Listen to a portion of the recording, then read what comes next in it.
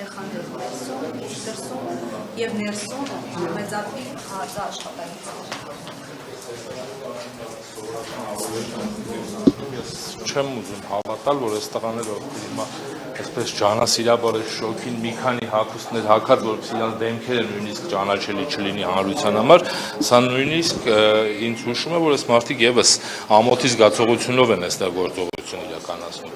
Ինչ վերաբերում է սրա քաղաքական կոնտեքստին, որտեղ այստեղ իրավական որևէ բան տեսնել, ուղղակի շատ ջանասիրության դեպքում եւս անհնար է, սա զուտ քաղաքական հանձնարարության կատարածություններ են այս մարդիկ։ Երեք ազգային ժողովի քաղաքական թիվ 1 ամբիոնից երկրի փաստացի ղեկավարի պաշտոնը զբաղեցնող անձը քաղաքական հանձնարարական է տվել Քոչարյաններին ունեզրկելու։ Այսպես հորինված ֆիրմաներ հիմա կփորձեն կապել Քոչարյան ազգանվան հետ, արդեն նախագահն ու Սեդրակ Քոչարյանը գտնվում են այս պահին հակակոռուպցիոն քննչական կոմիտեում եւ այլն։ Տեսեք, այս քաղաքական հետապնդումները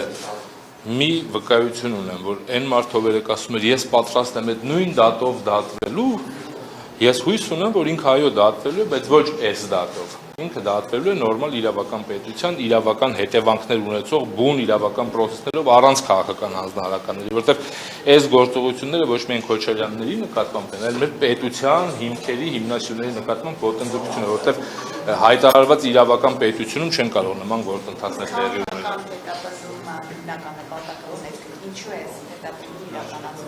Տեսեք, երբ որ ստանձնում ես իշխանություն ու քաղաքական բովանդակություն չունես ժողովրդին տալու, քո խոստումները իրականացնելու ու քողարկելու համար բոլոր են դավաճանական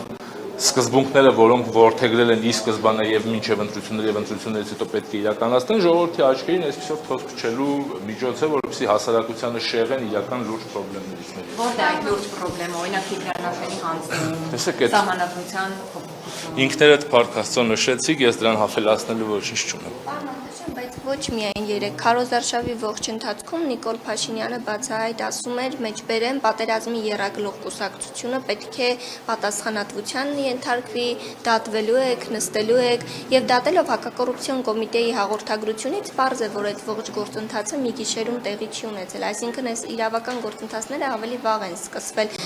Որն էր Նիկոլ Փաշինյանի հրահանգը այդտեղ։ Տեսեք,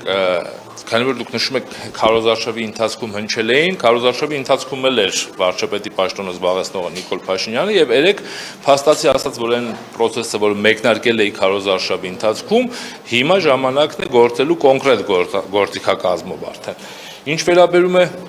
քարոզարշավի ընթացքում ինչեր է ասել, քարոզարշավի հիմնական մեխը եղել է ժողովրդին ահաբեկելը պատերազմով, իսկ մի քաղաքական ուժ, որ իր գոյության ընթացքում 3 պատերազմ է բերել, 3 էսկալացիա է բերել, կորցրել է Արցախը, չի կարող ուղղակի պատերազմում մեղադրել մի մարդու, ով 10 տարիների ընթացքում ընդամենը խաղաղություն ու տնտեսական աճ է ապահովել։ Բայց ինքը դա ձևակերպում է որպես ժողովրդի պահանջը, ժողովուրդն է ինձանից պահանջում դատել այս մարդուն։ Եվ ինձ մանդատ է տվել դրա համար։ Տեսեք, Փառք Աստծո, ես նրա որևէ բան մեկնաբանելու ոչ ցանկությունը եւ ոչ էլ դրա իրավական, այսպես գործիքակազմը չունեմ, որ մեկնաբանեմ մի մարդու խոսքերով անընդհատ ստում է։ Հիմա այդ մարդը այնպես բաները ասելու չի արել, հիմա որ ասում է ժողովուրդը ինձանից պահանջում, այդ պահանջը ինչ որ ձեզ պետքա ձևակերպված լինի, չէ՞։ Եթե ինքը